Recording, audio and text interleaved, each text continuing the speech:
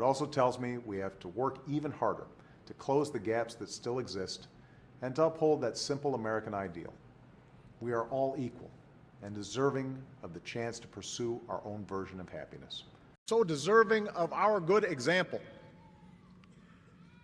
On Friday, we announced that we're lifting the shadow of deportation from deserving young people who were brought to this country as children. And that's why, as another step forward, we're lifting the shadow of deportation from deserving young people who were brought to this country as children. In physics, I'm not sure it's deserving, but I hold. So, if the purpose of this award is to celebrate Americans who work to make our country and a world a better place, not for their own advantage or for any ulterior motives, but just to serve, pure and simple, I can't think of anyone more deserving than Kathy Hamilton and Floyd Hammer. And we have to reject a politics that suggests any effort to address it in a meaningful way somehow pits the interests of a deserving middle class against those of an undeserving poor in search of handouts. I believe in the principle of treating people equally under the law, and that they are deserving of equal protection under the law, and that the state should not discriminate against people based on their sexual orientation.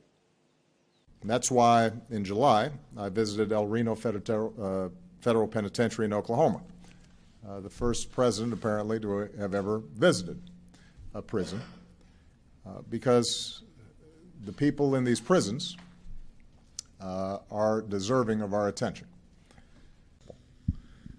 And I'm also of the belief that in order to realize that principle, every child has to have true opportunity.